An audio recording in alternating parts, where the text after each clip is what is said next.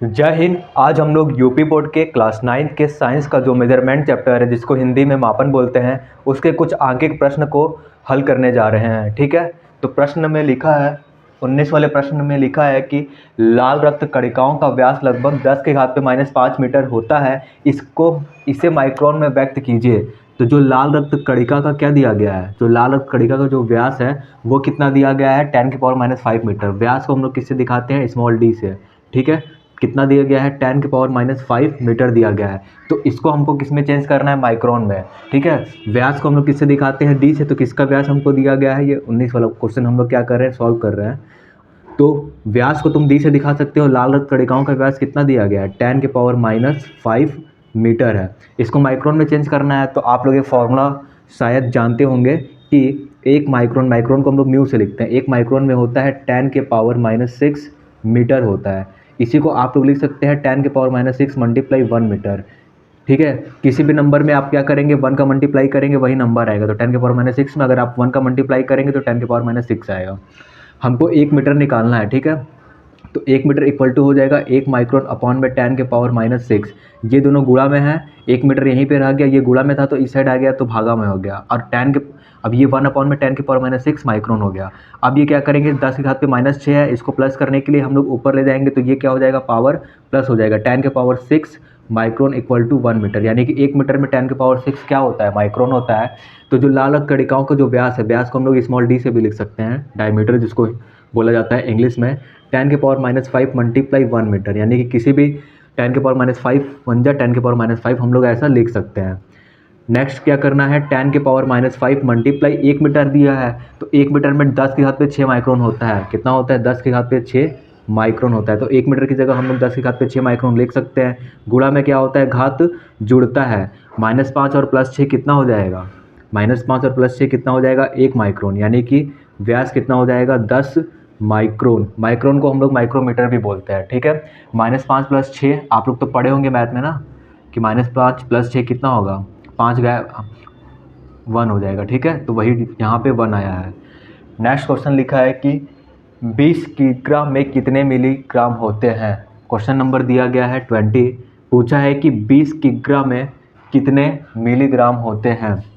तो मान लेते हैं द्रव्यमान किसी भी वस्तु का दिया गया है 20 किलोग्राम। हमसे क्या पूछा है, कितना मिलीग्राम होता है। तो पहले हम लोग किलोग्राम को हम लोग किस में चेंज कर देते हैं, ग्राम में।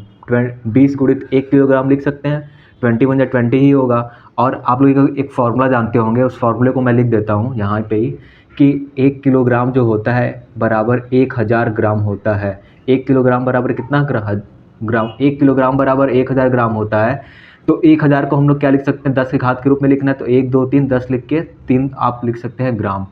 तो 1 किलोग्राम की जगह हम लोग क्या लिख सकते हैं, 20 गुणित 10 के घात पे 3 ग्राम लिख सकते हैं। ठीक है, नेक्स्ट हम लोग देखते हैं कि इसको मिलीग्राम में चेंज करना है, ग्राम में चेंज नहीं करना है, मिलीग्राम में। तो एक फार्मूला मैंने और बताया था आपको कि 1 मिलीग्राम जो होता है, 1 मिलीग्राम बराबर कितना ग्राम होता है बताइए। 1 मिलीग्राम बराबर होता है 10 के घात पे -3 ग्राम होता है। ठीक है, 1 मिलीग्राम बराबर 10 के घात पे -3 क्या होता है, ग्राम होता है। 1 मिलीग्राम बराबर कितना ग्राम होता है, 10 के घात पे -3 ग्राम होता है। फिर हम लोग इसको ऐसे लिख सकते हैं, 10 के घात पे -3 गुणित 1 ग्राम। ठीक है, किसी भी नंबर में 1 का गुणा मल्टीप्लाई करोगे वही नंबर मिलेगा। ठीक है, और 1 मिलीग्राम को हम लोग क्या कर देते हैं, 1 मिलीग्राम ही उतार देते हैं इधर। 1 मिलीग्राम बराबर 10 के घात पे -3 गुणित 1 ग्राम हो गया। अब हम लोग क्या करेंगे, 1 ग्राम का 1 ग्राम उतार देंगे, ये 10 के घात पे -3 गुणा में है, इस साइड आएगा भागा में हो जाएगा। तो 1 बट्टा में 10 के घात पे -3 मिलीग्राम को शॉर्ट फॉर्म में mg भी लिखा जा सकता है, मिलीग्राम। ठीक है, 10 के घात पे -3 जब ऊपर जाएगा तो 10 के घात पे कितना बन जाएगा, +3 मिलीग्राम इक्वल टू 1 ग्राम। तो 1 ग्राम में 10 के घात पे 3 मिलीग्राम mg लिख सकते हो। ठीक है, तो हम लोग क्या इसको ऐसे लिख सकते हैं, 20 गुणित 10 के घात पे 3 गुणित 1 ग्राम। ग्राम को जी से भी लिखा जाता है। तो 10⁻³ बन जाए, कितना हो जाएगा 10⁻³। नेक्स्ट हम लोग क्या करेंगे, 20 गुणित 10 के घात पे 3 गुणित 1 ग्राम दिया गया है। 1 ग्राम का वैल्यू कितना दिया गया है, 10⁻³ मिलीग्राम। तो 10 के घात पे कितना हो जाएगा, 3 mg। ठीक है, नेक्स्ट क्या हो जाएगा, 20 गुणित, गुणा में क्या होता है, घात जोड़ता है जब आधार सेम सेम होता है तब। तो 10 के घात पे 3 3 कितना हो जाएगा, 6 मिलीग्राम। अब 20 गुणित 10 के घात पे 6 को आप 20 को ऐसे भी लिख सकते हो, 2.0 × 10⁻⁴ ठीक है। 20 को आप ऐसे भी लिख सकते हो, ठीक है। और 10 के पावर 6 को हम लोग क्या कर सकते हैं, 10 के पावर 6 मिलीग्राम उतार सकते हैं। फिर 2.0 गुणा में घात जुड़ता है कब, जब आधार सेम सेम होता है तब।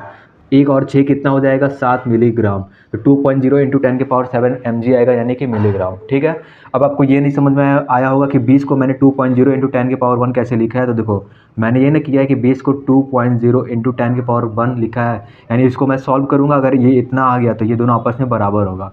20 को आप क्या लिख सकते हो, पॉइंट का मतलब होता है 1, एक लोग के पहले लगा है तो 1 0।